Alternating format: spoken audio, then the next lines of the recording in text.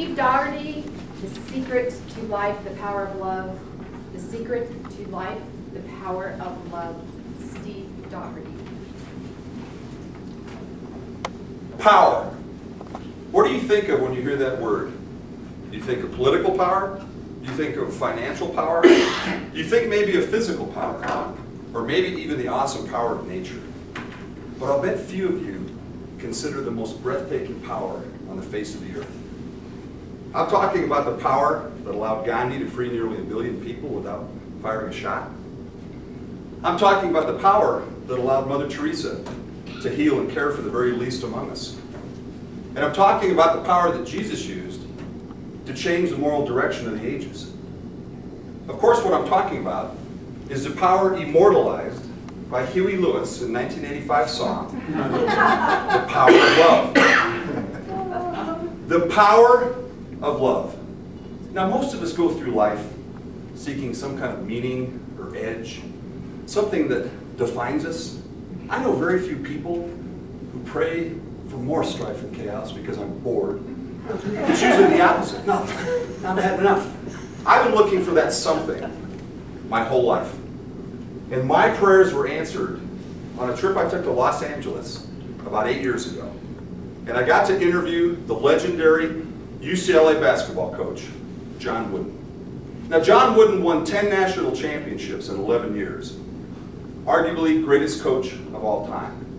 But interestingly, after so many years, he's more noted for the character and the integrity and the values of the young men he sent into society, more so than their athletic achievements. And as I was leaving his apartment, I was in the hallway, and he said, "Did you get what you came for?" I said, "Yeah, coach, it was great, loved it." He goes, "No. Did you get what you came for? Did you get the secret?" And I said, "Oh, the secret to what?" He goes, "The secret to life." I'm going, "Oh, no, coach, I missed it. I missed the secret to life." So he grabs my ear, this legend in his hallway, pulls me down. He's 94, he's about 3 feet tall, and he pulls my ear down to about right here. And he whispers into my ear something that would change my life. He said, "Stephen, the secret to life, the secret to everything, really, is love. The power of love." And I'd soon find out firsthand how that power could reshape your life. Because about 6 years ago, I got divorced. And it was the most difficult, painful, emotional time of my life. Capped off by driving out of my neighborhood, and in my rearview mirror, my 4-year-old daughter and my 6-year-old son holding hands, crying, trying to make some sense of what had happened to their world.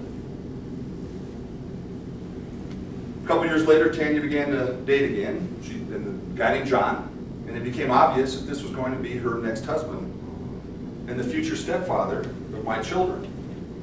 It got worse again. The emotions got terrible.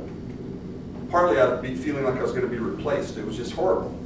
And it was compounded when my kids would come over. Dad, John took us out in his Corvette. Dad, John took us out in his boat. Dad, his motorcycle. And I was thinking to myself, I could probably afford a boat and a motorcycle and a Corvette if I wasn't paying so much child support. Now, I didn't say that out loud.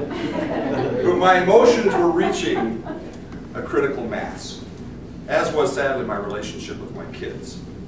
When one day, I turned on the radio, and Dennis Prager comes on. And he goes, "To all divorced men and women whose spouses are getting remarried, and there's little kids involved, and you're worried about your love pie getting divvied up." Oh, he's talking to me. And then he said something profound. He said, "I believe a child's capacity to love is infinite. And that if you encourage it and promote it and stoke it, it will grow exponentially." I'd never heard anything more coherent in my life. So the next time my kids came over, took them to their favorite restaurant, they're excited because they could see I was excited. And they're all there, and I said, "Kids, yeah. Mom's getting married to John. And he's going to be your new stepdad." Yeah, Dad, we know. I go, John loves Mom very much. And he loves you kids very much. And he's a good man. I said, can you do me a favor?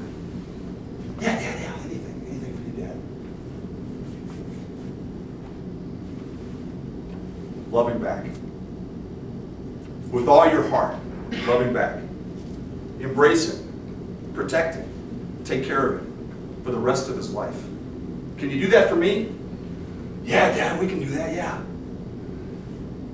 Now, fellow Toastmasters, ladies and gentlemen, I don't know if John will ever know, let alone appreciate the gift he got from me on that day. But it doesn't matter, because it's dwarfed by the gift I got back, which was an unbelievable amount of love for my children going forward, more so than ever. And more amazing is all that anger and stress and anxiety, gone. Just like that, just like that. And I can tell you, I know of only one power capable of healing a wound that deep. Only one.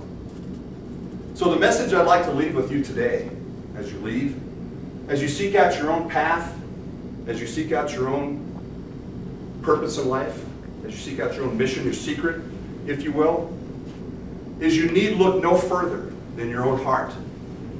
Because when everything's said and done, right here is the power to change the world, or at least your corner of it.